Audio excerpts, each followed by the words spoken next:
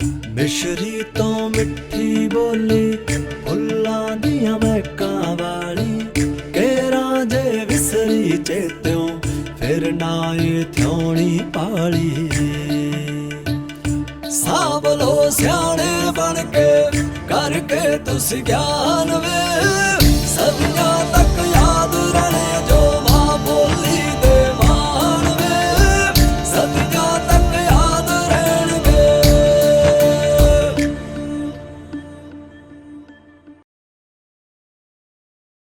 सत श्री अकाल जी। टीवी पंजाब ਲਈ ਦਵੀ ਦਵਿੰਦਰ ਕੌਰ। ਤੁਸੀਂ ਸਾਡੇ ਨਾਲ ਜੁੜੇ ਹੋ ਸਾਡੇ ਪ੍ਰੋਗਰਾਮ ਮਾਣ ਪੰਜਾਬੀ ਦੇ ਮਾਣ ਮਾਂ ਬੋਲੀ ਦੇ।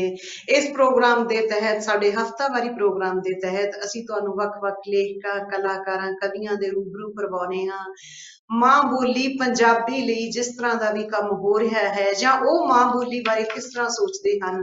ਮਾਂ ਬੋਲੀ ਹਰ ਇੱਕ ਨੂੰ ਆਪਣੀ ਮਾਂ ਬੋਲੀ ਪਿਆਰੀ ਹੁੰਦੀ ਹੈ ਅਤੇ ਉਹ ਲੇਖਕ ਜਾਂ ਕਵੀ ਕਹਾਣੀਕਾਰ ਨਾਵਲਕਾਰ ਰਚਨਾਕਾਰ ਕਿਸ ਤਰ੍ਹਾਂ ਸੋਚਦੇ ਨੇ ਆਪਣੀ ਮਾਂ ਬੋਲੀ ਬਾਰੇ। ਤੇ ਆਪਾਂ ਅੱਜ ਗੱਲਬਾਤ ਕਰਦੇ ਹਾਂ ਅਜਮੇਰ ਸਿੱਧੂ ਹੋਰਾਂ ਨਾਲ। ਅਜਮੇਰ ਸਿੱਧੂ ਜੀ ਕਹਾਣੀਕਾਰ ਨੇ, ਕਿੱਤੇ ਵਜੋਂ ਉਹ ਅਧਿਆਪਕ ਨੇ, ਵਿਗਿਆਨ ਦੇ ਅਧਿਆਪਕ ਨੇ, ਸਾਇੰਸ ਟੀਚਰ ਨੇ, ਪਰ ਹੁਣ ਉਹ ਕਿਉਂਕਿ ਪਦਉੱਨਤ ਹੋ ਕੇ ਲੈਕਚਰਰ ਬਣ ਚੁੱਕੇ ਨੇ ਤੇ ਪੰਜਾਬੀ ਵੀ ਪੜ੍ਹਾਉਂਦੇ ਨੇ। ਨਾਲ ਨਾਲ ਉਹ ਵਿਦਿਆਰਥੀਆਂ ਨੂੰ ਸਾਇੰਸ ਵੀ ਪੜ੍ਹਾਉਂਦੇ ਨੇ ਤੇ ਮਾਂ ਬੋਲੀ ਪੰਜਾਬੀ ਵੀ ਪੜ੍ਹਾਉਂਦੇ ਨੇ। ਬਹੁਤ ਖੂਬਸੂਰਤ ਇਹ ਮੇਲ ਹੈ, ਸੁਮੇਲ ਹੈ। ਆਪਾਂ ਅਜਮੇਰ ਸਿੱਧੂ ਹੋਰਾਂ ਨਾਲ ਉਹਨਾਂ ਦੇ ਰਚਨਾ ਸੰਸਾਰ ਬਾਰੇ ਵੀ ਗੱਲ ਕਰਾਂਗੇ ਤੇ ਮਾਂ ਬੋਲੀ ਪੰਜਾਬੀ ਦੀ, ਪੰਜਾਬੀ ਜ਼ੁਬਾਨ ਦੀ ਉਹਨਾਂ ਲਈ ਕੀ ਅਹਿਮੀਅਤ ਹੈ, ਆਪਾਂ ਗੱਲਬਾਤ ਕਰਦੇ ਹਾਂ। ਅਜਮੇਰ ਸਿੱਧੂ ਜੀ, ਟੀਵੀ ਪੰਜਾਬ ਤੇ ਤੁਹਾਡਾ ਸਵਾਗਤ ਹੈ। ਸਤਿ ਸ਼੍ਰੀ ਅਕਾਲ ਜੀ। ਸਤਿ ਸ੍ਰੀ ਅਕਾਲ ਜੀ। ਬਹੁਤ ਬਹੁਤ ਧੰਨਵਾਦ ਤੁਹਾਡਾ ਤੇ ਜਿੰਨੇ ਵੀ ਭੈਣ ਭਰਾ ਸੁਣ ਰਹੇ ਆ ਉਹਨਾਂ ਦਾ ਵੀ ਮੈਂ ਪਹਿਲਾਂ ਹੀ ਧੰਨਵਾਦ ਕਰ ਦੇਣਾ ਚਾਹੁੰਦਾ ਜੀ। ਅਜਮੇਰ ਸਿੱਧੂ ਜੀ, ਤੁਸੀਂ ਕਿਉਂਕਿ ਕਹਾਣੀ ਲਿਖਦੇ ਹੋ, ਤੁਹਾਡੀਆਂ ਕਹਾਣੀਆਂ ਦੀਆਂ ਕਿਤਾਬਾਂ ਨਚੀਕੇਤਾ ਦੀ ਮੌਤ, ਖੂਹ ਗਿੜਦਾ ਹੈ, ਖੁਸ਼ਕ ਅੱਖ ਦਾ ਖਾਬ, ਰੰਗ ਦੀ ਬਾਜ਼ੀ ਅਤੇ ਸ਼ਾਇਦ ਰੰਮੀ ਮੰਨ ਜਾਏ ਤੇ ਹੋਰ ਕਹਾਣੀਆਂ ਤੁਹਾਡੀਆਂ ਇਹ ਕਹਾਣੀਆਂ ਦੀਆਂ ਪੁਸਤਕਾਂ ਨੇ ਜੋ ਬਹੁਤ ਮਕਬੂਲ ਹੋਈਆਂ ਨੇ। ਬੜੀ ਚੰਗੀ ਅਤੇ ਵੱਖਰੇ ਵਿਸ਼ਿਆਂ ਦੀ ਤੇ ਤੁਸੀਂ ਕਹਾਣੀਆਂ ਲਿਖਦੇ ਹੋ, ਬਹੁਤ ਜ਼ਿਆਦਾ ਪੜ੍ਹੀਆਂ ਗਈਆਂ ਨੇ, ਮਕਬੂਲ ਨੇ ਤੁਹਾਡੀਆਂ ਕਹਾਣੀਆਂ। ਅਤੇ ਇਸ ਤੋਂ ਇਲਾਵਾ ਤੁਸੀਂ ਕਾਮਰੇਡ ਦਰਸ਼ਨ ਸਿੰਘ ਹੋਰਾਂ ਦੀ ਜੀਵਨੀ ਲਿਖੀ ਹੈ ਤੇ ਬਾਬਾ ਬੁੱਝਾ ਸਿੰਘ ਹੋਰਾਂ ਦੀ ਜੀਵਨੀ ਲਿਖੀ ਹੈ ਤੇ ਲਗਾਤਾਰ ਤਰਕ ਦੇ ਜਿਹੜਾ ਤਰਕਸ਼ੀਲ ਰਹੇ ਹੋ ਤੇ ਤਰਕਸ਼ੀਲਤਾ ਦੇ ਨਾਲ ਜੁੜੇ ਹੋਏ ਬਹੁਤ ਸਾਰੇ ਸਿਰਜਣਾਤਮਕ ਕੰਮ ਕੀਤੇ ਹਨ, ਕਿਤਾਬੀ ਕੰਮ ਕੀਤੇ ਹਨ, ਸੰਪਾਦਨਾ ਵੀ ਨਾਲੋਂ ਨਾਲ ਤੁਸੀਂ ਸੰਪਾਦਨਾ ਦਾ ਕੰਮ ਕਰਦੇ ਰਹੇ ਹੋ, ਕਈ ਪੰਜਾਬੀ ਪੱਤਰਕਾਵਾਂ ਨਾਲ ਜੁੜੇ ਰਹੇ ਹੋ ਤੇ ਬਹੁਤ ਸਾਰਾ ਕੰਮ ਤੁਹਾਡੇ ਹਿੱਸੇ ਆਇਆ ਹੈ। ਤੁਸੀਂ ਪੰਜਾਬੀ ਵਿੱਚ ਲਿਖਦੇ ਹੋ, ਪੜ੍ਹਾਉਂਦੇ ਸਾਇੰਸ ਹੋ, ਵਿਗਿਆਨ ਪੜ੍ਹਾਉਂਦੇ ਹੋ ਬੱਚਿਆਂ ਨੂੰ। ਤੁਸੀਂ ਮਾਂ ਬੋਲੀ, ਆਪਣੀ ਜ਼ੁਬਾਨ ਬਾਰੇ ਕਿਸ ਤਰ੍ਹਾਂ ਸੋਚਦੇ ਹੋ? ਕਿਸੇ ਵੀ ਮਾਂ ਬੋਲੀ ਬਾਰੇ, ਸਾਡੀ ਜਿਸ ਤਰ੍ਹਾਂ ਮਾਂ ਬੋਲੀ ਹੈ ਪੰਜਾਬੀ ਹੈ, ਤੁਸੀਂ ਇਹਦੇ ਬਾਰੇ ਕਿਸ ਤਰ੍ਹਾਂ ਸੋਚਦੇ ਹੋ? ਦੇਖੋ, ਜਿਹੜੀ ਮਾਂ ਬੋਲੀ ਆ ਮੈਨੂੰ ਲੱਗਦਾ ਉਹਦੇ ਨਾਲੋਂ ਕੋਈ ਵੀ ਜਿਹੜੀ ਪਵਿੱਤਰ ਸ਼ੈ ਨਹੀਂ ਹੈਗੀ, ਕਿਉਂਕਿ ਇੱਕੋ ਇੱਕ ਇਹ ਮਾਧਿਅਮ ਆ ਜਿਹਦੇ ਨਾਲ ਅਸੀਂ ਇੱਕ ਦੂਜੇ ਦੇ ਨਾਲ ਗੱਲਬਾਤ ਜਿਹੜੀ ਆ ਉਹ ਸਾਂਝੀ ਕਰਦੇ ਆ, ਆਪਣੇ ਮਨ ਦੇ ਭਾਵ ਆ ਜਿਹੜੇ ਉਹ ਪ੍ਰਗਟ ਕਰਦੇ ਆ। ਤੇ ਇਹ ਸਾਨੂੰ ਜਿਹੜੀ ਸਾਡੀ ਮਾਂ ਜਦੋਂ ਬੱਚਾ ਜੰਮਦਾ ਉਹਦੇ ਜਨਮ ਤੋਂ ਬਾਅਦ ਮਤਲਬ ਉਹਨੂੰ ਉਹਦੀਆਂ ਲੋਰੀਆਂ ਮਿਲਦੀਆਂ, ਉਹਦੇ ਵਿੱਚ ਹੀ ਉਹ ਗੱਲਾਂ ਕਰਦੇ ਆ। ਹੌਲੀ ਹੌਲੀ ਬੱਚਾ ਮਾਂ ਕੋਲੋਂ ਹੀ ਜਿਹੜੀ ਆ ਉਹ ਪੂਰੀ ਟ੍ਰੇਨਿੰਗ ਲੈਂਦਾ ਹੈਗਾ ਆ ਤੇ ਉਹਦੇ ਵਿੱਚ ਹੀ ਉਹ ਵੱਡਾ ਹੁੰਦਾ ਆ। ਉਹ ਦੁਨੀਆ ਦੇ ਜਿੰਨੀਆਂ ਮਰਜ਼ੀ ਭਾਸ਼ਾਵਾਂ ਸਿੱਖ ਲਵੇ, ਜਿਹੜੇ ਮਰਜ਼ੀ ਮੁਲਕਾਂ ਦੇ ਵਿੱਚ ਚਲ ਜਾਵੇ, ਲੇਕਿਨ ਜਿਹੜੀ ਮਾਂ ਬੋਲੀ ਆ ਉਹਦੇ ਵਿੱਚ ਉਹ ਵੱਡਾ ਹੋਇਆ ਹੁੰਦਾ ਆ ਤੇ ਹਮੇਸ਼ਾ ਉਹਦੇ ਪੂਰੇ ਜੀਵਨ ਦੇ ਵਿੱਚ ਉਹਦੇ ਮੌਤ ਤੱਕ ਉਹਦੇ ਨਾਲ ਰਹਿੰਦੀ ਹੈਗੀ ਆ। ਤੇ ਮੈਨੂੰ ਐ ਆ ਵੀ ਜੇ ਸਾਡੇ ਕੋਲ ਮਾਂ ਬੋਲੀ ਨਹੀਂ ਤੇ ਮੈਨੂੰ ਲੱਗਦਾ ਕੁਝ ਵੀ ਨਹੀਂ ਹੈਗਾ ਤੇ ਮਾਂ ਬੋਲੀ ਤੋਂ ਬਿਨਾਂ ਅਸੀਂ ਮਤਲਬ ਬਿਲਕੁਲ ਜ਼ੀਰੋ ਆ। ਤੇ ਇਸ ਮਾਂ ਬੋਲੀ ਕਰਕੇ ਹੀ ਮੈਨੂੰ ਲੱਗਦਾ ਕਿਸੇ ਵੀ ਮਨੁੱਖ ਦਾ ਜਿਹੜਾ ਵਜੂਦ ਹੁੰਦਾ ਹੈਗਾ। ਇਹ ਮਾਂ ਬੋਲੀ ਤੇ ਸਾਹਿਤ ਦਾ ਜਿਹੜਾ ਆਪਸ ਵਿੱਚ ਤੁਸੀਂ ਕਿਸ ਤਰ੍ਹਾਂ ਰਿਸ਼ਤਾ ਪਰਿਭਾਸ਼ਿਤ ਕਰੋਗੇ? ਦੇਖੋ ਮੈਡਮ ਜੀ, ਜਿਹੜੀ ਮਤਲਬ ਜੇ ਸਾਡੇ ਕੋਲ ਮਾਂ ਬੋਲੀ ਆ ਤਾਂ ਹੀ ਅਸੀਂ ਪੜ੍ਹਾ ਲਿਖਾਂਗੇ, ਔਰ ਜਦੋਂ ਅਸੀਂ ਪੜ੍ਹਾਈ ਕਰ ਲਾਂਗੇ ਤੇ ਜਿਹੜਾ ਸਾਹਿਤ ਆ ਉਹਨੂੰ ਪੜ੍ਹਨਾ ਸ਼ੁਰੂ ਕਰਾਂਗੇ ਤੇ ਉਹਦੇ ਵਿੱਚ ਆਪਣੀ ਮਾਂ ਬੋਲੀ ਦੇ ਵਿੱਚ ਹੀ ਸਾਹਿਤ ਦੀ ਜਿਹੜੀ ਸਿਰਜਣਾ ਕਰਾਂਗੇ। ਬਿਨਾਂ ਮਤਲਬ ਕਿਸੇ ਵੀ ਮਾਂ ਬੋਲੀ ਤੋਂ ਮੈਨੂੰ ਐ ਲੱਗਦਾ ਵੀ ਆਪਾਂ ਸਾਹਿਤ ਸਿਰਜਣਾ ਜਿਹੜੀ ਆ ਉਹ ਕਰ ਨਹੀਂ ਸਕਦੇ। ਬੇਸ਼ੱਕ ਬਹੁਤ ਸਾਰੇ ਸਾਡੇ ਲੇਖਕ ਆ ਜਿਨ੍ਹਾਂ ਦੀ ਮੰਨ ਲਓ ਮਾਂ ਬੋਲੀ ਪੰਜਾਬੀ ਸੀ, ਪਰ ਉਹਨਾਂ ਨੇ ਹਿੰਦੀ ਦੇ ਵਿੱਚ ਜਾਂ ਅੰਗਰੇਜ਼ੀ ਦੇ ਵਿੱਚ ਲਿਖਿਆ। ਪਰ ਜੇ ਜੀ ਤੁਸੀਂ ਜੀ। ਉਹਨਾਂ ਨੂੰ ਧਿਆਨ ਨਾਲ ਪੜ੍ਹੋ, ਉਹ ਪੂਰਾ ਦਾ ਹੂੰ ਪੂਰਾ ਉਹਨਾਂ ਦਾ ਜਿਹੜਾ ਗੱਲ ਕਰਨ ਦਾ ਲਹਿਜਾ ਜਾਂ ਹੂੰ ਹੂੰ ਉਹ ਮਾਂ ਬੋਲੀ ਵਾਲਾ ਪਿਆ ਹੁੰਦਾ ਆ। ਖਾਸ ਤੌਰ ਤੇ ਹੂੰ ਮੈਂ ਬਹੁਤ ਸਾਰੀਆਂ ਅੰਗਰੇਜ਼ੀ ਦੀਆਂ ਰਚਨਾਵਾਂ ਪੜ੍ਹੀਆਂ, ਹਿੰਦੀ ਵਾਲਿਆਂ ਦੀ ਵੀ ਹੂੰ ਪੜ੍ਹੀਆਂ, ਤੇ ਉਹਦੇ ਵਿੱਚ ਜੀ ਜੀ। ਉਹਨਾਂ ਦੀ ਜਿਹੜੀ ਭਾਸ਼ਾ, ਮੁਹਾਵਰੇ, ਵਾਕ, ਉਹ ਤੁਹਾਨੂੰ ਹੂੰ ਉਹ ਮਤਲਬ ਪੂਰੇ ਦਾ ਪੂਰਾ ਉਹ ਜਿਹੜਾ ਸਟਰਕਚਰ ਆ ਆਪਣੀ ਉਹਦੀ ਮਾਂ ਬੋਲੀ ਵਾਲਾ, ਉਹ ਉਹਦੇ ਵਿੱਚੋਂ ਲੱਭ ਪਊਗਾ। ਉਹਦੇ ਤੋਂ ਕੋਈ ਵੀ ਬੰਦਾ ਮੁਨਕਰ ਨਹੀਂ ਹੋ ਸਕਦਾ, ਮੈਨੂੰ ਲੱਗਦਾ। ਇਹਦਾ ਭਾਵ ਇਹ ਹੋਇਆ ਕਿ ਜਦੋਂ ਕੋਈ ਦੂਸਰੀ ਭਾਸ਼ਾ ਵਿੱਚ ਲਿਖਦਾ, ਦੂਸਰੀ ਬੋਲੀ ਵਿੱਚ ਲਿਖਦਾ, ਆਪਣੀ ਮਾਂ ਬੋਲੀ ਛੱਡ ਕੇ ਕੋਈ ਬੰਦਾ ਕੋਈ ਸਿਰਜਣਾਤਮਕ ਕਾਰਜ ਕਰਦਾ ਹੈ, ਤਾਂ ਉਹਦੀ ਮਾਂ ਬੋਲੀ ਉਹਦੇ ਵਿੱਚੋਂ ਵੀ ਫੜੀ ਜਾਂਦੀ ਹੈ, ਯਾਨੀ ਕਿ ਉਹਦੀਆਂ ਅਸੀਂ ਪੈੜਾਂ ਨੱਪ ਸਕਦੇ ਹਾਂ, ਉਹਦੀ ਜੜ ਲੱਭ ਸਕਦੇ ਹਾਂ। ਇਹਦਾ ਮਤਲਬ ਇਹੋ ਹੀ ਹੋਇਆ। ਹਾਂਜੀ ਹਾਂਜੀ, ਉਹਦੇ ਵਿੱਚੋਂ ਲੱਭ ਸਕਦੇ ਆ। ਈਵਨ ਮੈਨੂੰ ਇਹ ਵੀ ਲੱਗਦਾ ਵੀ ਜਿਹੜਾ ਹੂੰ ਸਾਡਾ ਬੋਲਣ ਦਾ ਲਹਿਜਾ ਆ ਉਹ ਵੀ ਉਹੀ ਹੂੰ ਰਹਿੰਦਾ। ਇੱਕ ਵਾਰੀ ਕਰਤਾਰ ਸਿੰਘ ਹੂੰ ਦੁੱਗਲ ਹੋਣਾ ਨੇ ਇੱਕ ਆਪਣੀ ਇੰਟਰਵਿਊ ਦੇ ਵਿੱਚ ਕਿਹਾ ਸੀਗਾ ਵੀ ਹੂੰ ਹੂੰ ਵੀ ਮੈਂ ਉੱਥੇ ਰੇਡੀਓ ਸਟੇਸ਼ਨ ਤੇ ਜਿਵੇਂ ਡਾਇਰੈਕਟਰ ਸੀਗਾ, ਤੇ ਬਹੁਤ ਸਾਰੇ ਜਿਹੜੇ ਹਿੰਦੀ ਦੇ ਵਿੱਚ ਪ੍ਰੋਗਰਾਮ ਮਤਲਬ ਦਿੰਦੇ ਸੀਗੇ, ਲੇਕਿਨ ਜਦੋਂ ਇੰਟਰਵਿਊਜ਼ ਹੁੰਦੀਆਂ ਸੀਗੀਆਂ ਤਾਂ ਉਹਦੇ ਵਿੱਚ ਜਿਨ੍ਹਾਂ ਦਾ ਪਿਛੋਕੜ ਪੰਜਾਬੀ ਹੁੰਦਾ ਸੀਗਾ ਉਹਨਾਂ ਨੂੰ ਇੰਟਰਵਿਊ ਲੈਣ ਵਾਲੇ ਇਸ ਕਰਕੇ ਨਾ ਕਰ ਦਿੰਦੇ ਸੀਗੇ ਵੀ ਬੇਸ਼ੱਕ ਹਿੰਦੀ ਬਹੁਤ ਸੋਹਣੀ ਬੋਲਦਾ ਆ, ਲੇਕਿਨ ਇਹਨਾਂ ਦਾ ਗੱਲ ਕਰਨ ਦਾ ਜਿਹੜਾ ਲਹਿਜਾ ਜਾਂ ਅੰਦਾਜ਼ ਆ ਉਹ ਪੰਜਾਬੀਆਂ ਵਾਲਾ ਆ। ਤੇ ਤਾਂ ਮੈਨੂੰ ਇਹ ਲੱਗਦਾ ਵੀ ਜਿਹੜੀ ਕੋਈ ਵੀ ਮਨੁੱਖ ਆ ਵੀ ਜਿਹੜੀ ਉਹਦੀ ਹੂੰ ਉਹਦੀ ਹੂੰ ਮਾਂ ਬੋਲੀ ਆ ਉਹ ਲਗਭਗ ਉਹਦੇ ਨਾਲ ਰਹਿੰਦੀ। ਜੀ।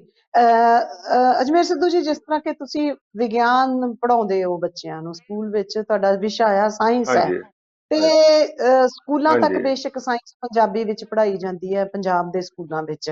ਹਾਂ, ਲੰਬੇ ਸਮੇਂ ਤੋਂ ਇਹ ਹਾਂਜੀ ਗੱਲਬਾਤ ਚੱਲਦੀ ਰਹੀ ਹੈ ਪੰਜਾਬੀ ਯੂਨੀਵਰਸਿਟੀ, ਜਿਸ ਤਰ੍ਹਾਂ ਡਾਕਟਰ ਜੋਗਾ ਸਿੰਘ ਨੇ ਤੇ ਹੋਰ ਬਹੁਤ ਸਾਰੇ ਮਾਂ ਬੋਲੀ ਦੇ ਹੱਕ ਵਿੱਚ ਨਿੱਤਰੇ ਹੋਏ ਨੇ ਕਿ ਜਿਹੜੀ ਹਾਇਰ ਸਟੱਡੀਜ਼ ਵੀ ਸਾਡੀ ਮਾਂ ਬੋਲੀ ਵਿੱਚ ਹੋਣੀਆਂ ਚਾਹੀਦੀਆਂ ਨੇ। ਉਹ ਜਾਪਾਨ ਦਾ ਹਵਾਲਾ ਦਿੰਦੇ ਨੇ, ਉਹ ਚੀਨ ਦਾ ਹਵਾਲਾ ਦਿੰਦੇ ਨੇ, ਕੁਝ ਹੱਦ ਤੱਕ ਫਰਾਂਸ ਦਾ ਹਵਾਲਾ ਦਿੱਤਾ ਜਾਂਦਾ ਹੈ ਕਿ ਉੱਥੇ ਉਹਨਾਂ ਦੀਆਂ ਹੀ ਭਾਸ਼ਾਵਾਂ ਵਰਤੀਆਂ ਜਾਂਦੀਆਂ ਨੇ, ਜਦੋਂ ਕਿ ਬਹੁਤ ਥਾਵਾਂ ਤੇ ਸਾਡੇ ਅੰਗਰੇਜ਼ੀ ਆ ਗਈ ਹੈ। ਇਸ ਤਰ੍ਹਾਂ ਮੈਂ ਸਿਰਫ ਇਹ ਜਾਣਨਾ ਚਾਹੁੰਦੀ ਹਾਂ ਕਿ ਉਚੇਰੀ ਸਿੱਖਿਆ ਆ ਜਿਹੜੀ ਕਿ ਖਾਸ ਤੌਰ ਤੇ ਸਾਇੰਸ ਵਿਗਿਆਨ ਦੀ ਸਿੱਖਿਆ, ਕੀ ਉਹ ਮਾਂ ਬੋਲੀ ਵਿੱਚ ਸੰਭਵ ਹੈ ਜਾਂ ਸੌਖੀ ਹੈ? ਮੈਡਮ ਜੀ, ਮੈਨੂੰ ਲੱਗਦਾ ਵੀ ਉਹ ਜਿਹੜੀ ਵਿਗਿਆਨ ਹੈ ਉਹ ਮਾਂ ਹੂੰ ਬੋਲੀ ਵਿੱਚ ਬੱਚਾ ਜਲਦੀ ਜਿਹੜਾ ਉਹਨੂੰ ਕੈਚ ਕਰਦਾ ਆ, ਉਹਨੂੰ ਹੂੰ ਸਮਝਦਾ ਜਲਦੀ ਹੈਗਾ ਆ। ਦੂਜੀਆਂ ਹੂੰ ਹੂੰ ਜਿਹੜੀਆਂ ਭਾਸ਼ਾਵਾਂ ਆ ਉਹਨਾਂ ਦੇ ਵਿੱਚ ਉਹ ਉਨਾ ਜਲਦੀ ਨਹੀਂ ਕਰਦਾ। ਇਹ ਗੱਲਾਂ ਹੂੰ ਸਾਡੇ ਜਿਹੜੇ ਭਾਸ਼ਾ ਵਿਗਿਆਨੀ ਆ ਉਹ ਵੀ ਕਹਿੰਦੇ ਆ। ਹੂੰ ਹੂੰ ਦੂਜੀ ਜੀ ਜੀ। ਪ੍ਰੈਕਟੀਕਲੀ ਮੈਂ ਹੂੰ ਹੂੰ ਬੇਸ਼ੱਕ ਮੈਂ ਇੰਗਲਿਸ਼ ਮੀਡੀਅਮ ਦੇ ਵਿੱਚ ਪੜ੍ਹਿਆ, ਪਰ ਹਾਂਜੀ। ਉਹੀ ਗੱਲਾਂ ਜਦੋਂ ਅਸੀਂ ਉਹਨੂੰ ਆਪ ਪੜ੍ਹਦੇ ਸੀ ਸਾਨੂੰ ਕਈ ਵਾਰ ਸਮਝ ਨਹੀਂ ਸੀ ਲੱਗਦੀਆਂ, ਲੇਕਿਨ ਜਦੋਂ ਉਦੋਂ ਪੰਜਾਬੀ ਦੇ ਵਿੱਚ ਕੋਈ ਜਿਹਦੇ ਕੋਲ ਸਾਡੇ ਪ੍ਰੋਫੈਸਰ ਸੀਗੇ ਜਾਂ ਟਿਊਟਰ ਜਿਹੜੇ ਟਿਊਸ਼ਨ ਵਾਲੇ ਸੀਗੇ ਉਹਨਾਂ ਕੋਲ ਪੜ੍ਹਨ ਜਾਂਦੇ ਸੀਗੇ, ਜਦੋਂ ਉਹ ਕਲੀਅਰ ਉਹਦੇ ਵਿੱਚ ਕਰ ਦਿੰਦੇ ਸੀਗੇ ਤਾਂ ਉਹ ਸਾਨੂੰ ਜਲਦੀ ਕਲੀਅਰ ਹੋ ਜਾਂਦਾ ਸੀਗਾ। ਸੈਕੰਡ, ਮੈਂ ਆਪਣੀ ਤੁਹਾਨੂੰ ਇੱਕ ਹੋਰ ਉਦਾਹਰਨ ਦੇਣੀ ਚਾਹੁੰਦਾ ਆ ਵੀ ਮੈਂ ਤੇ ਮੇਘਰਾਜ ਮਿੱਤਰ ਹੁਣਾਂ ਨੇ 1997 ਦੇ ਵਿੱਚ ਵਿਗਿਆਨ ਜੋਤ ਨਾਂ ਦਾ ਮੈਗਜ਼ੀਨ ਕੱਢਿਆ ਸੀਗਾ। ਤਾਂ ਉਸ ਵੇਲੇ ਜਿਵੇਂ ਤਰਕਸ਼ੀਲ ਮੈਗਜ਼ੀਨ ਜਿਹੜਾ ਆ ਉਹ ਤਰਕਸ਼ੀਲ ਸੁਸਾਇਟੀ ਵੱਲੋਂ ਤਰਕਬੋਧ ਦੋ ਮੈਗਜ਼ੀਨ ਨਿਕਲਦੇ ਸੀਗੇ। ਉਹਨਾਂ ਨੇ ਮੇਘਰਾਜ ਮਿੱਤਰ ਹੁਣਾਂ ਨੇ ਪੁੱਛਿਆ ਵੀ ਤੂੰ ਕੀ ਕਰਨਾ ਚਾਹੁੰਦਾ? ਮੈਂ ਕਿਹਾ ਵੀ ਮੈਂ ਇਹ ਕਰਨਾ ਚਾਹੁੰਦਾ ਆ ਵੀ ਆਪਾਂ ਪੰਜਾਬ ਦੇ ਲੋਕਾਂ ਨੂੰ ਉਹਨਾਂ ਦੀ ਮਾਂ ਬੋਲੀ ਦੇ ਵਿੱਚ ਜਿਹੜਾ ਹੂੰ ਹੂੰ ਪੇਪਰ ਦਈਏ ਤਾਂ ਕਿ ਹੂੰ ਹੂੰ ਉਹਨਾਂ ਨੂੰ ਜਿਹੜਾ ਛੇਤੀ ਮਤਲਬ ਸੌਖਾ ਜਿਹੜਾ ਉਹ ਸਮਝ ਆ ਜਾਵੇ। ਔਰ ਅਸੀਂ ਕੀ ਕਰਦੇ ਸੀਗੇ ਵੀ ਜਿੰਨੀਆਂ ਵੀ ਨਵੀਆਂ ਖੋਜਾਂ ਹੁੰਦੀਆਂ ਸੀਗੀਆਂ ਉਹ ਵੱਖ-ਵੱਖ ਜਦੋਂ ਕਿਤੇ ਛਪਦੀਆਂ ਸੀਗੀਆਂ ਇੰਗਲਿਸ਼ ਦੇ ਵਿੱਚ, ਅਸੀਂ ਉਹਨਾਂ ਨੂੰ ਅਨੁਵਾਦ ਕਰ ਲੈਂਦੇ ਸੀਗੇ, ਕਰਕੇ ਉਹ ਮਤਲਬ ਛਾਪ ਦਿੰਦੇ ਸੀਗੇ। ਔਰ ਇਵੇਂ ਹੀ ਹੂੰ ਬਿਮਾਰੀਆਂ ਬਾਰੇ, ਦਵਾਈਆਂ ਬਾਰੇ, ਮਤਲਬ ਵੱਖ-ਵੱਖ ਹੂੰ ਜੋ ਵੀ, ਚਾਹੇ ਉਹ ਨਾਸਾ ਵਰਗੀ ਏਜੰਸੀ ਆ, ਚਾਹੇ ਕੋਈ ਹੋਰ ਵੱਡੀਆਂ ਏਜੰਸੀਆਂ, ਉਹਨਾਂ ਦੀਆਂ ਜਿੰਨੀਆਂ ਵੀ ਹੂੰ ਖੋਜਾਂ ਆਈਆਂ ਉਹਨਾਂ ਨੂੰ ਪੰਜਾਬੀ 'ਚ ਜੀ। ਕਰ ਲੈਂਦੇ ਰਹੇ। ਹੂੰ ਹੂੰ 1997 ਦੇ ਵਿੱਚ ਡੋਲੀ ਜਿਹੜੀ ਭੇਡ ਹੈ ਉਹਦਾ ਕਲੋਨ ਹਾਂਜੀ। ਬਣਾਇਆ ਸੀ ਕਲੋਨ। ਸਕਾਟਲੈਂਡ ਵਾਲੇ। ਹੂੰ ਹੂੰ ਹਾਂਜੀ, ਕਲੋਨ ਜੀ ਬਣਿਆ ਜੀ। ਉਹਦਾ ਸਭ ਤੋਂ ਪਹਿਲਾਂ। ਉਹ ਕਲੋਨ ਦੀ ਜਦੋਂ ਖੋਜ ਹੋਈ ਆ, ਉਹ ਦੇਖੋ ਜਿਹੜੇ ਸਕਾਟਲੈਂਡ ਵਾਲੇ ਆ ਉਹਨਾਂ ਨੇ ਤਾਂ ਉਹਦਾ ਬਹੁਤ ਪ੍ਰਚਾਰ ਕੀਤਾ, ਸਰਕਾਰੀ ਤੌਰ, ਗੈਰ ਸਰਕਾਰੀ ਤੌਰ ਤੇ ਵੀ, ਟੈਲੀਵਿਜ਼ਨਾਂ ਤੇ ਵੀ, ਅਖਬਾਰਾਂ 'ਚ ਵੀ। ਉਹਨਾਂ ਨੇ ਲੋਕਾਂ ਨੇ ਦੇ ਘਰਾਂ ਦੇ ਵਿੱਚ ਉਹਦੀ ਡਿਟੇਲ ਪੈਂਫਲੇਟ ਛਾਪ ਛਾਪ ਕੇ ਮਤਲਬ ਵੰਡੇ। ਲੇਕਿਨ ਸਾਡੇ ਪੂਰੇ ਇੰਡੀਆ ਦੇ ਵਿੱਚ ਇੱਕ ਛੋਟੀ ਜਿਹੀ ਖਬਰ ਲੱਗਦੀ ਆ, ਪਰ ਅਸੀਂ ਉਹ ਬਕਾਇਦਾ ਤੌਰ ਤੇ, ਮੇਰੇ ਦੋਸਤ ਉਧਰ ਸਕਾਟਲੈਂਡ ਦੇ ਵਿੱਚ ਸੀਗੇ, ਉਹ ਵੀ ਉਹਦੇ ਵਿੱਚ ਸ਼ਾਮਲ ਸੀਗੇ ਉਹਦਾ ਪ੍ਰਚਾਰ ਕਰਨ ਦੇ ਵਿੱਚ। ਤੇ ਉਹਨਾਂ ਨੇ ਸਾਨੂੰ ਸਾਰੀ ਡਿਟੇਲ ਭੇਜੀ। ਡਿਟੇਲ ਭੇਜਣ ਤੋਂ ਬਾਅਦ ਅਸੀਂ ਉਹਨਾਂ ਨੂੰ ਅਨੁਵਾਦ ਕੀਤਾ ਕਰਕੇ, ਪਹਿਲਾਂ ਆਪਣੇ ਮੈਗਜ਼ੀਨ ਦੇ ਵਿੱਚ ਛਾਪਿਆ, ਫਿਰ ਅਸੀਂ ਅਖਬਾਰਾਂ ਦੇ ਵਿੱਚ ਵੀ ਉਹ ਲੇਖ ਅਨੁਵਾਦ ਕਰਕੇ ਲਾਏ। ਉਹਦੇ ਨਾਲ ਕੀ ਸੀਗਾ ਵੀ ਲੋਕਾਂ ਨੂੰ ਕਲੋਨ ਕੀ ਹੁੰਦਾ ਆ, ਜਿਹੜੀਆਂ ਕਲੋਨ ਦੇ ਬਾਰੇ ਬਹੁਤ ਸਾਰੇ ਸ਼ੰਕੇ ਸੀਗੇ, ਉਹ ਦੂਰ ਹੋ ਗਏ। ਤੇ ਮੈਂ ਫਿਰ ਕਾਫੀ ਸਮੇਂ ਤੋਂ ਬਾਅਦ ਕਿਸੇ ਕਾਲਜ ਦੇ ਵਿੱਚ ਮੈਂ ਬੋਲਣ ਗਿਆ, ਉੱਥੇ ਮੈਨੂੰ ਵਿਦਿਆਰਥੀ ਮੇਰਾ ਮਤਲਬ ਬੋਲ ਕੇ ਹਟਿਆ, ਤੇ ਉਹਨਾਂ ਨੇ ਬਾਅਦ ਚ ਮੈਨੂੰ ਦਾ ਸਮਾਂ ਆਇਆ ਤੇ ਉਹ ਮਤਲਬ ਉਹਨਾਂ ਨੇ, ਬੱਚੇ ਨੇ ਕਿਹਾ, ਕਹਿੰਦੇ ਵੀ ਕਲੋਨ ਬਾਰੇ ਅਸੀਂ ਗੱਲ ਕਰਨੀ ਚਾਹੁੰਦੇ। ਮੈਂ ਕਰੋ। ਉਹਨੇ ਬਹੁਤ ਵਧੀਆ ਵਧੀਆ ਸਵਾਲ ਕੀਤੇ, ਔਰ ਮੈਂ ਉਹਨਾਂ ਨੂੰ ਇੱਕ ਛੋਟਾ ਜਿਹਾ ਸਵਾਲ ਇਹ ਕੀਤਾ ਵੀ ਤੁਹਾਨੂੰ ਕਲੋਨ ਬਾਰੇ ਇੰਨੀ ਸਮਝ ਕਿੱਥੋਂ ਆ। ਉਹ ਕਹਿੰਦੇ ਵੀ ਦੇਖੋ, ਕਲੋਨ ਬਾਰੇ ਜਿਹੜਾ ਤੁਸੀਂ ਲਿਖਦੇ ਰਹੇ ਆ, ਵੀ ਤੁਹਾਡੇ ਪੇਪਰ 'ਚ ਪੜ੍ਹਿਆ ਜਾਂ ਆਰਟੀਕਲ ਅਸੀਂ ਪੜ੍ਹਿਆ, ਤੇ ਸਾਨੂੰ ਉੱਥੇ ਉਹ ਸੌਖਾ ਲੱਗਾ, ਸਮਝ ਆ ਗਿਆ। ਮਤਲਬ ਮੇਰੇ ਕਹਿਣ ਦਾ ਮਤਲਬ ਇਹ ਸੀਗਾ ਵੀ ਇੱਕ ਮੈਂ ਇਹਦਾ ਇਹ ਉਦਾਹਰਨ ਦਿੱਤੀ ਆ, ਇਦਾਂ ਦੀਆਂ ਬਹੁਤ ਸਾਰੀਆਂ ਖੋਜਾਂ ਹੋਈਆਂ।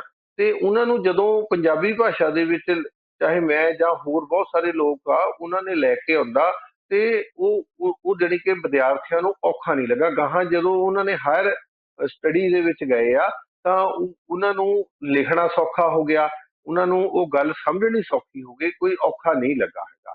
ਤਾਂ ਕਰਕੇ ਮੈਨੂੰ ਐ ਲੱਗਦਾ ਹੈਗਾ ਆ ਵੀ ਜਿਹੜੀ ਸਾਡੇ ਕੋ ਮਤਲਬ ਆਪਣੀ ਮਾਂ ਬੋਲੀ ਆ, ਵੀ ਜੇ ਉਹਦੇ ਵਿੱਚ ਵਿਗਿਆਨ ਹੋਏਗੀ, ਸਗੋਂ ਉਹਦੇ ਨਾਲ ਜਿਹੜੇ ਗਰੀਬ ਘਰਾਂ ਦੇ ਬੱਚੇ ਆ ਉਹ ਵੀ ਪੜ੍ਹ ਜਾਣਗੇ। ਔਰ ਮੈਨੂੰ ਇੱਕ ਹੋਰ ਸਭ ਤੋਂ ਵੱਡਾ ਕੀ ਆ, ਜਿਹੜਾ ਔਖਾ ਕੀ ਲੱਗਦਾ, ਉਹ ਕਹਿੰਦੇ ਵੀ ਜਿਹੜੀ ਪੰਜਾਬੀ ਦੀ ਵਿਗਿਆਨ ਹੈ ਉਹ ਬੇਸਿਕਲੀ ਔਖੀ ਬਹੁਤ ਹੈ। ਅੱਛਾ, ਉਹ ਔਖੀ ਕਿਉਂ ਆ? ਉਹਦੇ ਔਖੀ ਹੋਣ ਦਾ ਕਾਰਨ ਕੀ ਆ ਵੀ ਸਾਡੇ ਕੋਲ ਵਧੀਆ ਅਨੁਵਾਦਕ ਨਹੀਂ ਹੈਗੇ। ਉਹ ਜਦੋਂ ਵੀ ਕੋਈ ਸਰਕਾਰੀ ਤੌਰ ਤੇ ਕੰਮ ਹੁੰਦਾ ਜਾਂ ਕਿਸੇ ਤਰ੍ਹਾਂ ਦਾ ਕੰਮ ਹੁੰਦਾ, ਉੱਥੇ ਇਹ ਮੁੱਖ ਰੱਖਿਆ ਜਾਂਦਾ ਵੀ ਆਹ ਪ੍ਰੋਜੈਕਟ ਚੋਂ ਪੈਸੇ ਕਿੰਨੇ ਮਿਲਣੇ ਆ, ਉਹਨੂੰ ਕਿਹਨੂੰ ਦੇਣਾ ਆ। ਕੋਈ ਨਹੀਂ ਵੇਖਿਆ ਜਾਂਦਾ ਵੀ ਇਹ ਕਿਹੜਾ ਬੰਦਾ ਉਹਦੇ ਕਾਬਲ ਹੈ, ਉਹ ਕਿਹੜੇ ਬੰਦਾ ਮਤਲਬ ਉਹਦੇ ਚੋਂ ਵਧੀਆ ਸ਼ਬਦ ਪੰਜਾਬੀ ਦੇ ਜਿਹੜੇ ਲਿਆ ਸਕਦਾ ਹੈਗਾ ਆ। ਉਹਦੇ ਮਤਲਬ ਉਹ ਉਧਰ ਧਿਆਨ ਨਹੀਂ ਦਿੱਤਾ ਜਾਂਦਾ ਹੈਗਾ, ਕਿਉਂਕਿ ਇਹ ਮਿਹਨਤੀ ਤੇ ਜਿਨ੍ਹਾਂ ਦੀ ਕੋਈ ਨਿਸ਼ਠਾ ਹੋਵੇ ਉਸ ਕੰਮ ਦੇ ਵਿੱਚ, ਉਹਨਾਂ ਦਾ ਸ਼ੌਕ ਹੋਵੇ, ਉਹ ਬੰਦੇ ਮਤਲਬ ਮੈਨੂੰ ਲੱਗਦਾ ਵਧੀਆ ਢੰਗ ਦੇ ਨਾਲ ਕਰ ਸਕਦੇ ਆ।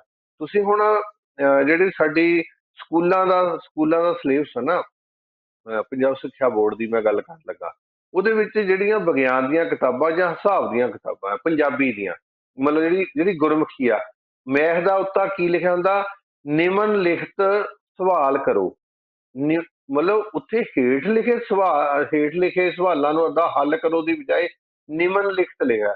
ਮੰਨ ਲਓ ਤੁਸੀਂ ਜਿਓਮੈਟਰੀ ਪੜ੍ਹਾ ਰਹੇ ਹੋ, ਉੱਥੇ ਚੱਕਰ ਮਾਰ ਦਿੱਤਾ ਜਾਂਦਾ, ਚੱਕਰ ਵਿੱਚ ਲਿਖਿਆ ਹੁੰਦਾ ਲਘੂ ਖੰਡ, ਦੀਰਘ ਖੰਡ। ਨਿਆਣੇ ਨੂੰ ਪੁੱਛਿਆ ਜਾਂਦਾ ਵੀ ਇਹ ਚ ਦੀਰਘ ਖੰਡ ਦੱਸੋ ਕਿਹੜਾ ਆ, ਇਹ ਚ ਲਘੂ ਖੰਡ ਕਿਹੜਾ ਆ।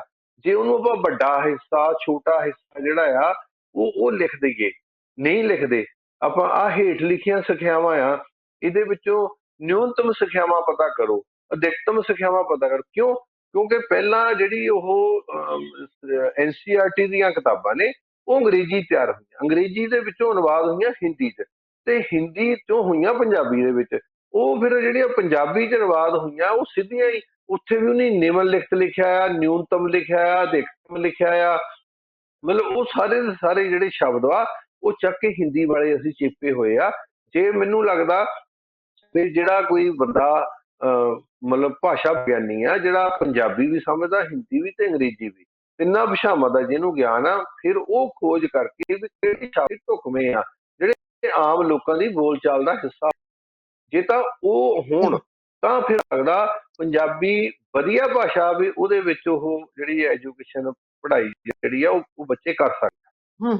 ਸੋ ਮਤਲਬ ਤੁਹਾਡਾ ਕਹਿਣਾ ਆ ਕਿ ਜਿਹੜੇ ਅਦਾਰਿਆਂ ਦੇ ਉੱਪਰਲੇ ਅਹੁਦਿਆਂ ਤੇ ਬੈਠੇ ਨੇ, ਕਿਤੇ ਨਾ ਕਿਤੇ ਸੁਹਿਰਦਤਾ ਉਹਨਾਂ ਦੀ ਨਹੀਂ ਹੈਗੀ, ਸਰਕਾਰੀ ਪੱਖ ਦੀ ਸੁਹਿਰਦਤਾ ਨਹੀਂ ਹੈ ਕਿ ਮਾਂ ਬੋਲੀ ਉਵੇਂ ਵਿਕਸਿਤ ਹੋਵੇ, ਜਿਹੜੀ ਆਮ ਬੋਲਚਾਲ ਦੀ ਭਾਸ਼ਾ ਆ, ਬੋਲੀ ਹੈ, ਜਿਹੜੀ ਲੋਕਾਂ ਦੇ ਸਮਝਣ ਦੀ, ਖਾਸ ਕਰਕੇ ਬਾਲ ਮਨਾਂ ਨੂੰ ਜਿਹੜੀ ਸਮਝ ਲੱਗ ਜਾਵੇ ਤੇ ਉਹ ਸਿੱਖ ਸਕਣ, ਐਜੂਕੇਸ਼ਨ ਲੈ ਸਕਣ, ਸਿੱਖਿਆ ਲੈ ਸਕਣ। ਉਹਦੇ ਤੋਂ ਕੁਤਾਹੀ ਹੋ ਰਹੀ ਹੈ, ਜਾਣੀ ਕਿ ਇੱਕ ਦੂਜੇ ਨੂੰ ਲਾਭ ਪਹੁੰਚਾਉਣ ਲਈ ਸੱਜਾ ਧੋਵੇ ਖੱਬੇ ਨੂੰ, ਖੱਬਾ ਧੋਵੇ ਸੱਜੇ ਨੂੰ। ਅੱਛਾ, ਜਿਸ ਤਰ੍ਹਾਂ ਹੁਣ ਇਹ ਗੱਲ ਚੱਲੀ ਹੈ ਕਿ ਮਾਂ ਬੋਲੀ ਦੀ ਸਖਾਲੀ ਸ਼ਬਦ ਜਾਂ ਹਿੰਦੀ ਭਾਸ਼ਾ, ਹਿੰਦੀ ਚ ਕਿਤਾਬ, NCERT ਦੀਆਂ ਕਿਤਾਬਾਂ ਅੰਗਰੇਜ਼ੀ ਤੋਂ ਹਿੰਦੀ ਚ ਹੋਈਆਂ, ਹਿੰਦੀ ਤੋਂ ਫਿਰ ਪੰਜਾਬੀ ਚ ਆਈਆਂ, ਤੇ ਇਸ ਤਰ੍ਹਾਂ ਬਹੁਤ ਸਾਰੇ ਪੰਜਾਬੀ ਵਿੱਚ ਹਿੰਦੀ ਦੇ ਸ਼ਬਦ ਉਵੇਂ ਜਿਵੇਂ ਉਹ ਛਾਪ ਦਿੰਦੇ ਨੇ ਜਾਂ ਉਵੇਂ ਜਿਵੇਂ ਉਹ ਅਨੁਵਾਦ ਹੁੰਦੇ ਨੇ।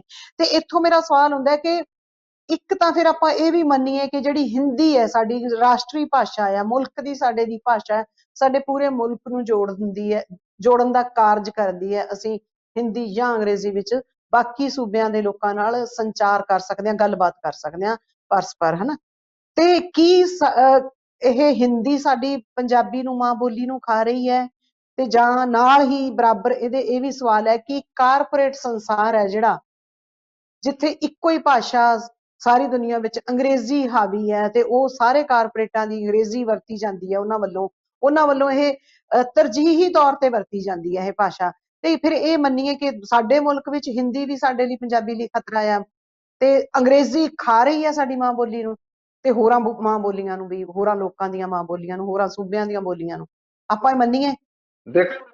ਦੇਖੋ ਮੈਨੂੰ ਤਾਂ ਲੱਗਦਾ ਜਿਹਦੀ ਪਾਵਰ ਵੱਡੀ ਆ, ਖਾਸ ਤੌਰ ਤੇ ਜਿਹਦੇ ਕੋਲ ਰਾਜਸੀ ਤਾਕਤ ਵੱਡੀ ਆ, ਉਹ ਭਾਸ਼ਾ ਉਹਦੀ ਆ, ਉਹੀ ਭਾਸ਼ਾ ਜਿਹੜੀ ਸਾਡੇ ਤੇ ਭਾਰੂ ਆ।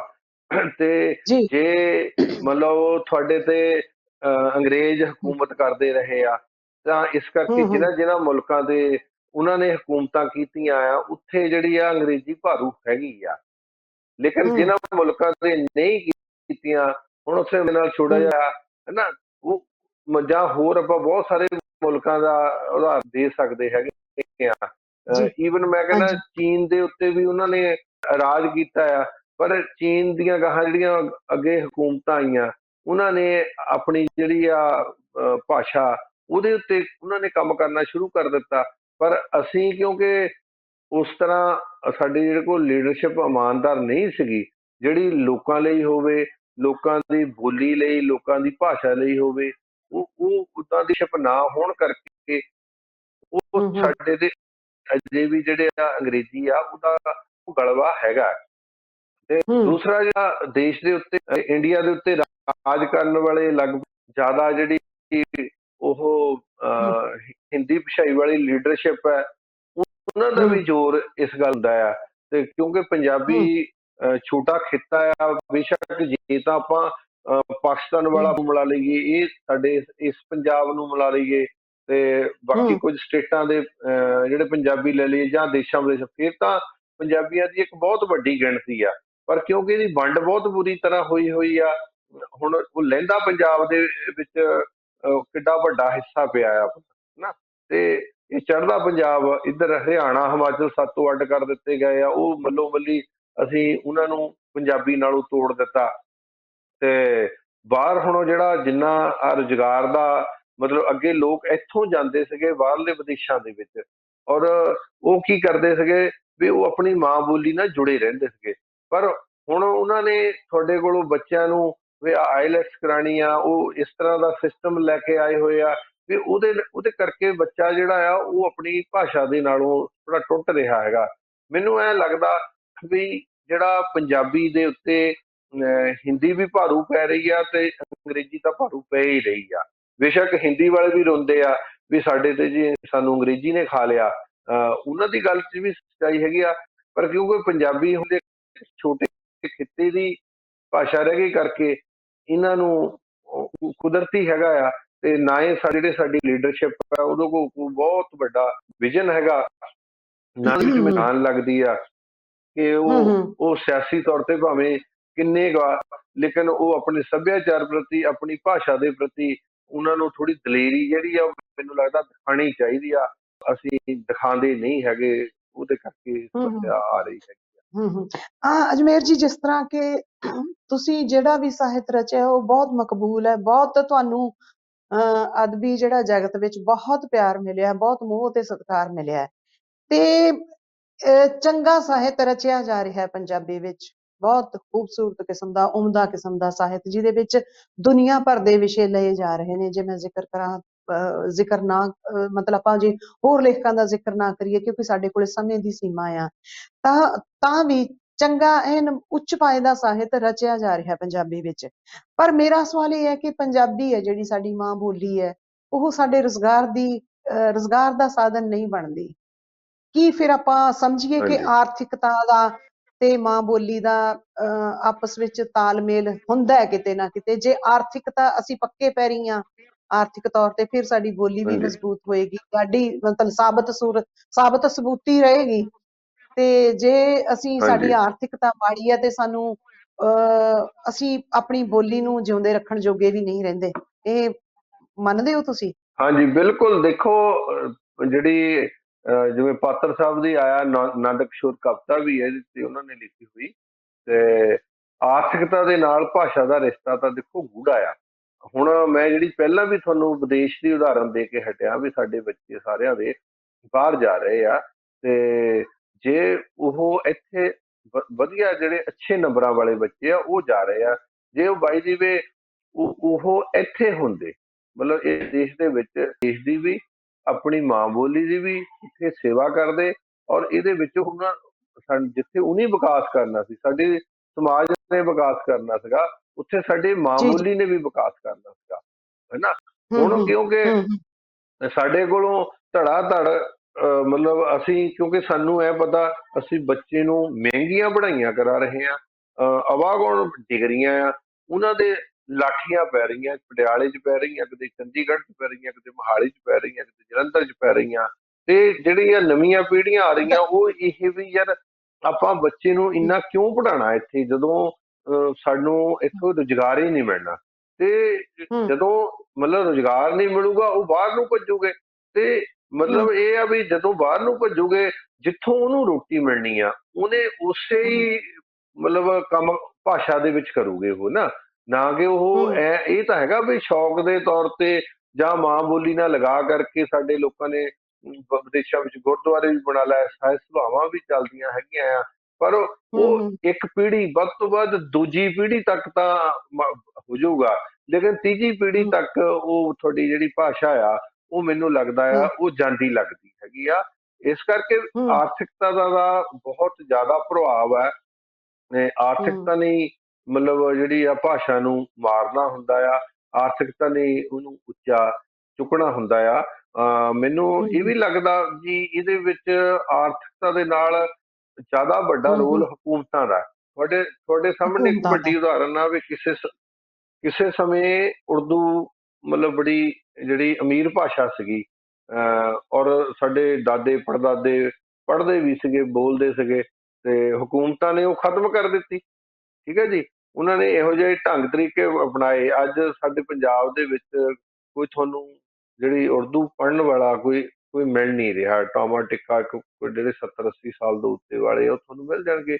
ਇਵੇਂ ਹੀ ਜਿਹੜੀਆਂ ਇਹ ਬੇਸ਼ੱਕ ਸਾਡੀ ਦੇਖੋ ਜਿਹੜੀ ਪੰਜਾਬੀ ਭਾਸ਼ਾ ਉਹਦਾ ਤਾਂ ਚਲੋ ਇਸ ਤਰ੍ਹਾਂ ਦਾ ਹਸ਼ਰ ਨਹੀਂ ਹੋਇਆ, ਨਾ ਮੈਨੂੰ ਲੱਗਦਾ ਹੋਣਾ ਆ, ਲੇਕਿਨ ਜੇ ਹਕੂਮਤਾਂ ਚਾਹਣ ਉਹ ਭਾਸ਼ਾ ਨੂੰ ਆ ਸਕਦੀਆਂ, ਉਹਦਾ ਫੈਲਾਅ ਕਰ ਸਕਦੀਆਂ ਹੈਗੀਆਂ। ਇਹ ਉਹਨਾਂ ਦਾ ਵੱਡਾ ਰੋਲ ਹੈਗਾ ਆ ਜੇ ਉਹ ਕੁਦਰਤੀ ਇਹ ਦੇਸ਼ ਦੀ ਆਰਥਿਕਤਾ ਨੂੰ ਮਜ਼ਬੂਤ ਕਰ ਦੇਣ, ਸੂਬੇ ਦੀ ਨੂੰ ਕਰ ਦੇਣ, ਤਾਂ ਮੈਨੂੰ ਲੱਗਦਾ ਵੀ ਸਾਡਾ ਵੀ ਉਹਦੇ ਨਾਲ ਮਜ਼ਬੂਤ ਹੋ ਸਕਦਾ। ਹੂੰ ਸੋ ਹਕੂਮਤਾਂ ਦਾ ਵੀ ਵਿੱਚ ਵੱਡੀ ਭੂਮਿਕਾ ਹੁੰਦੀ ਹੈ ਕਿਸੇ ਭਾਸ਼ਾ ਨੂੰ, ਮਾਂ ਬੋਲੀ ਨੂੰ ਜ਼ੁਬਾਨ ਨੂੰ ਜਿਉਂਦਿਆਂ ਰੱਖਣ ਵਿੱਚ। ਜਿਸ ਤਰ੍ਹਾਂ ਤੁਸੀਂ ਚੜ੍ਹਦੇ ਪੰਜਾਬ ਉਰਦੂ ਸਾਡੇ ਇਸ ਲੈਂਦੇ ਪਾਸੇ, ਜਿਸ ਤਰ੍ਹਾਂ ਲਹਿੰਦੇ ਪੰਜਾਬ ਵਿੱਚ, ਹਾਂ, ਜਿਸ ਤਰ੍ਹਾਂ ਉਰਦੂ ਦੀ ਜੋ ਦਸ਼ਾ ਹੋ ਰਹੀ ਹੈ, ਖੈਰ ਉੱਥੇ ਤਾਂ ਪੰਜਾਬੀ ਜ਼ੁਬਾਨ ਲਈ ਵੀ ਉਹਨਾਂ ਨੂੰ ਮੁਜ਼ਾਹਰੇ ਧਰਨੇ ਦੇਣੇ ਪੈ ਰਹੇ ਨੇ। ਪਿਛਲੇ ਦਿਨਾਂ 'ਚ ਇਹੋ ਜਿਹਾ ਕੁਛ ਹੋ ਕੇ ਹੀ ਹਟਿਆ। ਜਾਂਦੇ ਜਾਂਦੇ ਮੇਰਾ ਇਹ ਸਵਾਲ ਹੈ ਕਿ ਇਨਾਮਾਂ ਸਨਮਾਨਾਂ ਦਾ, ਸਾਹਿਤ ਸਿਰਜਣਾ ਵਿੱਚ ਇਨਾਮਾਂ ਸਨਮਾਨਾਂ ਦਾ, ਤੇ ਨਾਲ ਹੀ ਕਿਉਂਕਿ ਤੁਹਾਡੀਆਂ ਤਾਂ ਕਹਾਣੀਆਂ, ਤੁਹਾਡੀਆਂ ਕਿਤਾਬਾਂ ਵੱਖ-ਵੱਖ ਯੂਨੀਵਰਸਿਟੀਆਂ ਦੇ ਸਿਲੇਬਸ ਵਿੱਚ ਲੱਗੀਆਂ ਹੋਈਆਂ ਨੇ, ਤੁਹਾਡਾ ਬਹੁਤ ਸਾਰਾ ਕੰਮ ਉਹਦੇ ਤੇ ਖੋਜ ਕਾਰਜ ਹੋਏ ਨੇ, ਯੂਨੀਵਰਸਿਟੀਆਂ ਵਿੱਚ ਐਮਫਿਲ PhDs ਹੋਈਆਂ ਨੇ, ਹਨਾ, ਰਿਸਰਚ ਵਰਕ ਹੋਇਆ ਹੈ। ਤੇ ਤੁਸੀਂ ਇਹਨੂੰ ਕਿੰਨਾ ਕੁ ਇਹਦੇ ਵਿੱਚ ਇਹਦੀ ਭੂਮਿਕਾ ਮੰਨਦੇ ਹੋ, ਸਿਰਜਣਾ ਵਿੱਚ ਕਿੰਨੀ ਕੁ ਭੂਮਿਕਾ ਮੰਨਦੇ ਹੋ, ਜਾਂ ਹੌਸਲਾ ਕਿੰਨਾ ਕੁ ਹੋ ਸਕਦਾ ਹੈ ਇੱਕ ਲੇਖਕ ਨੂੰ, ਸਿਰਜਣਾਤਮਕ ਲੇਖਕ ਨੂੰ, ਇਸ ਤਰ੍ਹਾਂ ਦਾ ਜਦੋਂ ਉਹਦਾ ਮਾਣ ਤਾਣ ਹੁੰਦਾ, ਉਹਨੂੰ ਇਨਾਮ ਸਨਮਾਨ ਮਿਲਦੇ ਨੇ, ਉਹਦਾ ਸਿਲੇਬਸਾਂ ਵਿੱਚ ਲੱਗਦੀਆਂ ਨੇ ਉਹਦੀਆਂ ਰਚਨਾਵਾਂ, ਤੇ ਉਹਨਾਂ ਤੇ ਖੋਜ ਦਾ ਕਾਰਜ ਹੁੰਦਾ ਹੈ। ਇਹ ਮੇਰਾ ਆਖਰੀ ਸਵਾਲ ਹੈ ਦੇਖੋ ਵਿਚਾਰ। ਮੈਡਮ ਜੀ, ਮੈਨੂੰ ਲੱਗਦਾ ਵੀ ਜਿਹੜਾ ਲੇਖਕ ਦਾ ਕੰਮ, ਪੜ੍ਹਨਾ ਲਿਖਣਾ ਇੱਕ ਸਾਧਨਾ ਦਾ ਕੰਮ ਹੈ। ਪਰ ਜੇ ਉਹਨੂੰ ਕੋਈ ਹੱਲਾਸ਼ੇਰੀ ਮਿਲਦੀ ਰਵੇ ਤਾਂ ਉਹਦੇ ਵਿੱਚ ਉਹ ਫਿਰ ਦੂਣ ਸਵਾਇਆ ਹੋ ਜਾਂਦਾ। ਖਾਸ ਤੌਰ ਤੇ ਬਾਹਰਲੀਆਂ ਭਾਸ਼ਾਵਾਂ, ਜਿਹੜੀਆਂ ਬਾਹਰਲੇ ਮੁਲਕ ਆ, ਉੱਥੇ ਲੇਖਕ ਦੀ ਬੜੀ ਕਦਰ ਹੈ। ਉਹਨੂੰ ਸਮਾਜ ਦੇ ਵਿੱਚ ਹਰ ਜਗ੍ਹਾ ਯਾਨੀ ਕਿ ਮਾਣ ਇੱਜ਼ਤ ਜਿਹੜਾ ਆ ਉਹ ਦਿੱਤਾ ਜਾਂਦਾ। ਤੇ ਸਾਡੇ ਥੋੜਾ ਇਹਦੇ ਤੇ ਹੱਥ ਪਿੱਛੇ ਖਿੱਚ ਲੈਂਦੇ ਨੇ, ਉਹਨਾਂ ਜਿੰਨਾ ਉਹਨੂੰ ਮਿਲਣਾ ਚਾਹੀਦਾ ਆ ਉਹ ਨਹੀਂ ਮਿਲਦਾ। ਦੇਖੋ, ਜੇ ਤੁਹਾਡਾ ਲਿਖਿਆ ਆ ਯੂਨੀਵਰਸਿਟੀਆਂ ਦੇ ਸਿਲੇਬਸਾਂ ਵਿੱਚ ਲੱਗ ਜਾਂਦਾ ਆ, ਉਹਦੇ ਨਾਲ ਫਰਕ ਇਹ ਪੈਂਦਾ ਆ ਵੀ ਚਲੋ ਤੁਹਾਨੂੰ ਯੂਨੀਵਰਸਿਟੀਆਂ ਵਾਲੇ ਬੁਲਾਉਣ ਲੱਗ ਪੈਂਦੇ ਆ, ਬੱਚਿਆਂ ਦੇ ਵਿੱਚ ਤੁਸੀਂ ਜਾਣ ਲੱਗ ਪੈਂਦੇ ਹੋ, ਬੱਚੇ ਵੀ ਤੁਹਾਨੂੰ ਫੋਨ ਕਰਦੇ ਆ, ਪੁੱਛਗਿੱਛ ਕਰਦੇ ਆ, ਤੁਹਾਨੂੰ ਵੀ ਐਂ ਲੱਗਦਾ ਵੀ ਚਲੋ ਮੇਰਾ ਮੇਰਾ ਲਿਖਿਆ ਹੋਇਆ ਆ ਵੀ ਉਹਦਾ ਕੋਈ ਨਾ ਕੋਈ ਜਿਹੜਾ ਆ ਮੁੱਲ ਜਿਹੜਾ ਪਿਆ ਹੈਗਾ ਆ। ਤੇ ਨਾਲ ਜਿਹੜੀ ਸੀ ਤੁਹਾਡੀ ਇਨਾਮਾਂ ਸਨਮਾਨਾਂ ਦੀ ਗੱਲ, ਮੈਨੂੰ ਇਹ ਲੱਗਦਾ ਵੀ ਬੰਦੇ ਨੂੰ ਚੰਗਾ ਲਿਖਣਾ ਚਾਹੀਦਾ ਆ, ਸਮਾਜ ਲਈ ਲਿਖਣਾ ਚਾਹੀਦਾ, ਲੋਕਾਂ ਲਈ ਲਿਖਣਾ ਚਾਹੀਦਾ ਆ। ਉਹ ਇਹ ਸੋਚ ਕੇ ਨਾ ਲਿਖੇ ਕਿ ਮੈਨੂੰ ਇੱਥੇ ਕੋਈ ਇਨਾਮ ਸਨਮਾਨ ਮਿਲ ਜਾਵੇ।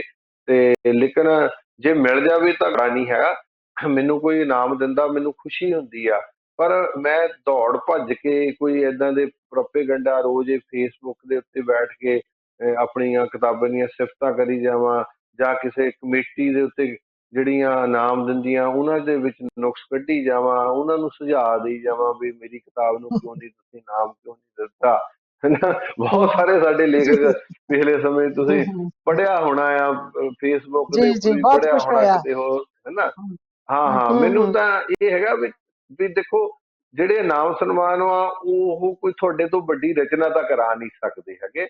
ਇੰਨਾ ਕੁ ਹੈਗਾ ਵੀ ਤੁਹਾਨੂੰ ਥੋੜਾ ਹੌਸਲਾ ਜ਼ਰੂਰ ਮਿਲ ਜਾਂਦਾ ਵੀ ਆ ਮੈਨੂੰ। ਪਰ ਜੇ ਲੇਖਕ ਇਹੀ ਸੋਚ ਕੇ ਕਿ ਮੈਂ ਉਹ ਫਲਾਨਾ ਜਿਹੜਾ ਸਾਲ ਬਾਅਦ ਮੈਨੂੰ ਇਨਾਮ ਮਿਲਦਾ ਹੈ ਜਾਂ ਸਾਹਿਤ ਅਕੈਡਮੀ ਦਾ ਮਿਲਦਾ, ਮੈਂ ਉਹ ਲੈਣਾ, ਮੈਂ ਉਹਦੇ ਲਈ ਲਿਖਣਾ। ਅੱਜ ਕੱਲ੍ਹ ਇੱਦਾਂ ਵੀ ਕਿਤਾਬਾਂ ਲਿਖੀਆਂ ਜਾਣ ਲੱਗ ਪਈਆਂ, ਇਸ ਤਰ੍ਹਾਂ ਦਾ ਪਲੈਨਿੰਗ ਹੋਣ ਲੱਗ ਪਈ ਵੀ ਇਸ ਇਨਾਮ ਲਈ ਆਹ ਕੰਮ ਕੀਤਾ ਜਾਵੇ, ਉਹਦੇ ਲਈ ਆਹ ਪ੍ਰੋਪੇਗੰਡਾ ਕੀਤਾ ਜਾਵੇ।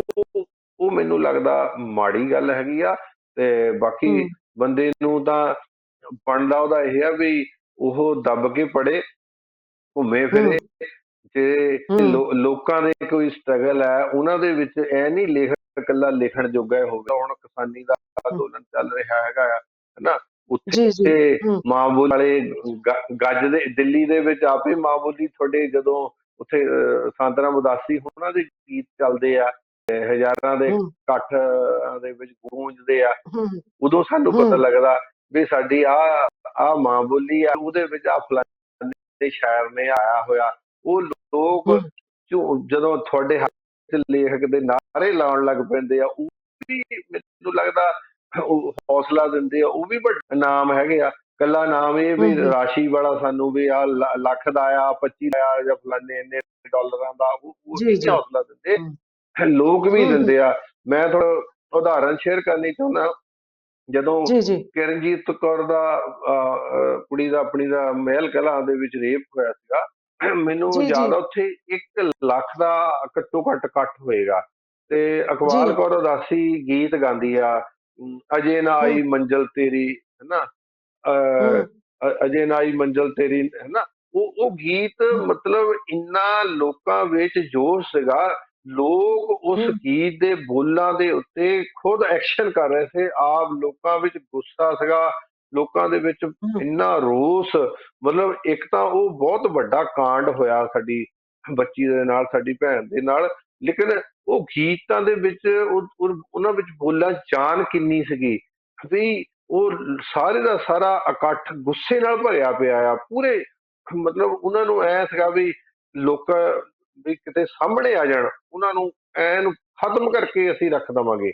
ਜਦ ਕਿ ਉਹ ਕਿੰਨੇ ਸਾਲ ਪਹਿਲਾਂ ਉਹਨਾਂ ਨੇ ਗੀਤ ਲਿਖਿਆ, ਲੇਕਿਨ ਪਰ ਕਿਉਂਕਿ ਉਹ ਗੀਤ ਤੁਹਾਡਾ ਸੀ, ਲੋਕਾਂ ਦਾ ਸੀ, ਤੁਹਾਡੀ ਮਾਂ ਬੋਲੀ ਵੀ ਸੀਗਾ, ਤੁਹਾਨੂੰ ਸਾਰਿਆਂ ਨੂੰ ਸਮਝ ਆਉਂਦਾ ਪਿਆ ਸੀਗਾ, ਤੇ ਮਤਲਬ ਲੋਕ ਐਨ ਉਸ ਗੀਤ ਦੇ ਨਾਲ ਇੱਕ ਇੱਕ ਪੈਰ, ਇੱਕ ਇੱਕ ਸਟੈਪ ਜਿਹੜਾ ਆਪਣਾ ਉਹ ਪੁੱਟਦੇ ਪੁੱਟਦੇ ਪਏ ਸੀਗੇ। ਮਤਲਬ ਇਹ ਵੀ ਇੱਕ ਵੱਡਾ ਇਨਾਮ ਆ। ਇਹ ਸਨਮਾਨ ਜ਼ਿਆਦਾ ਮੈਨੂੰ ਵੱਡੇ ਲੱਗਦੇ ਹੈਗੇ ਆ, ਵੀ ਜਦੋਂ ਹਜ਼ਾਰਾਂ ਲੱਖਾਂ ਦੀ ਗਿਣਤੀ ਦੇ ਵਿੱਚ ਲੋਕ ਤੁਹਾਡੀਆਂ ਰਚਨਾਵਾਂ ਦੇ ਨਾਲ ਤੁਰ ਪੈਣ, ਉਹਨੂੰ ਗਾਉਂਦੇ ਫਿਰਨ, ਆਪਣੇ ਬੁੱਲਾਂ ਤੇ ਲੈ ਆਉਣ, ਆਪਣੇ ਸਿਰ ਦੇ ਵਿੱਚ ਵਾੜ ਲੈਣ, ਠੀਕ ਹੈ ਜੀ, ਤੇ ਸਿਰ ਬਣਾਉਣ ਦਾ ਕੰਮ ਕਰਨ।